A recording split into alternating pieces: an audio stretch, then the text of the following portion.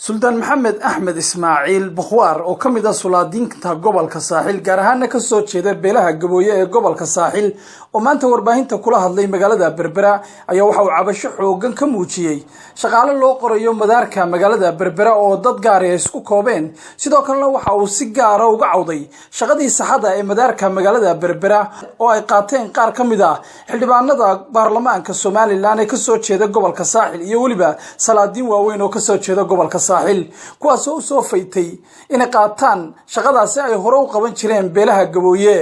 waxaan baaq culus u diray maamulka gobolka Saaxil ka degmada Berbera iyo waliba madaxweynaha Jamhuuriyadda Soomaaliland oo ugu baaqay inuu arintaasi hoos u eego isla markaana wax ka qabto oo kaga hadlaya hawlaha ka socda madaarka Berbera ee imaaraadka carabtu gacanta ku hayo waxaan leeyahay madaarka hawlo badan baa ka socda mashaariic badan baa laga bixiyay mashaariicda deegaanka uma qaatay sida doontaan baa u kala qaataan waxaan leeyahay shaqadii saxada inta badan anagu waanu gacanta ku haynay maanta waxaad moodaa dad badan oo mas'uuliyiin inay u soo dhigteen waxa la ii sheegay niman badan oo Hargeysa joogo xildhibaanay inay yaacayaan oo qandaraas rabaan inay ku qaataan xashiiska madaarka laga hagaajinayo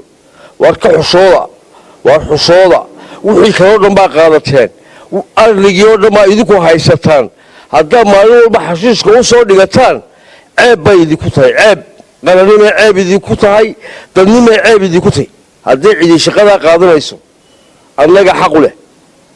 waxaan ku wargelinayaa oo aan ogeysiinayaa cid kastay qusayso madaxweynaha Jamhuuriyadda Soomaaliland barasaabka gobolka Saaxil meeyarka gobolka Saaxil iyo cidii ay qusayso iyo shirkadda gacanta ku haysaba haddii shaqada kontraktka ee nadaafadda la bixinayo annaga xaq u leh beesheeda xaq u leh inay qaadato oo shaqada weligeedba gacanta ku haysay oo ka shaqaysa muqaawil dambe uma tagayno waa ogtiinta ka Berbera waxa ka jira laba shirkadood baa xaala labada shirkadood baan aan xaq u lahayn baa haysta taana madaxweyne ka soo dhici baan ku leeyahay ka soo dhici ayaa madaxweyne ku leeyahay dulmi badan baa madaxweyne jira dulmi badan ayaa madaxweyne jira ka gabarmayna madaxweyne waxaanu xaq u leenahay xaq baan u leenahay inaanu kontraktka saxada qaadano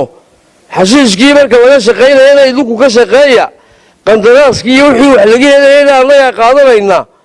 madaxweyne lama qabato laba isqabto ma madaxweyne Sultan Maxamed Axmed Ismaaciil waxa uu mar labaad ku celinayaa aad u adkeeyay cabashadiisa ku saabsan shaqada saxada ah ee madaarka magaalada Berbera oo uu sheegay in iyagu xaq u leeyihiin isagoona cod dheer ku sheegay in faraha looga qaado shaqadaasi saxada sidoo kalena waxa uu xusay in waayadan dambe ay soo baxayaan dad shakhsiyaad gaar ah oo uu sheegay in ay yihiin kuwa aan ismuujinayn hase yeeshee raiislayaashii ama timajarayaashii ka furanaya magaalada Berbera isla markaana u dhiibanaya shaqaale Itoobiyaan ah waxaanu arintaasi uga mahadnaqay meeyarka degmada Berbera mudane Cabdishakuur Maxamuud Xasan oo uu sheegay inuu dhowr jeer oo la isku dayay arrimahaasi timajarayaasha inay furtaan dad aan hore shaqadaasi faraha ugula jirin isla markaana uu ka joojiyay waxaan ka codsanayaa dhammaan madaxda gobolka iyo shirkadda madaarka Berbera qaadatay shirkadooda qaar baa qaatay oo roogno xildhibaan baa qaatay shaqooyinkii kale waa la qaybsaday reernimo loo wada qaybsaday walaal xasuuska nooga taga xasuuska adeer ilaahay ka xusooda dad idin mid laanu nahay waxaad u baahan tihiin baan u baahanahay ilaahayna ka baqa arligii ilaahay oo dhan baa haysataan meel kastaba mashaariicda ka wadataan waa xasuuskii haddaad tiraadaan anaga maanta qadaraaskiisa qaadanayna waxaanu yeelayno ma noqonayso waxaan u mahadnaqayaa meeyarka magaalada Berbera oo ruuxaantii beesha aan ka soo jeedo garab taagan waxa jira baryahan dambe jamca raiislayaasha la furtay oo niqaab inta la gashaday xabashi loo dhiibtay waxa dhuuqayana waa beesha dhaxoon raiislayaasha furtay meeyarka magaalada Berbera wuxuu ku guuleystay inaan ra'iis magaalada muwaadin leeyahay mooyaane xabashi aan ka furan karin uu diiday ma dhacaysa buu yiri meeyarka magaalada Berbera waan ugu mahadnaqaynaa iskarabtaaga uu reerkan garab taagan yahay beesha aad baan ugu mahadnaqaynaa tan tii uu bay la mid tahay waxaan u leenahay cid kasta oo soo socotay iyo qaar gacanta ku hayowba caduuftiina dib u liqa caduuftiina xashiiska dib uga liqa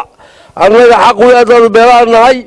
annaga qaadanayna maxamed cabdilaahi soo fadhiistay Star TV magaalada Berbera.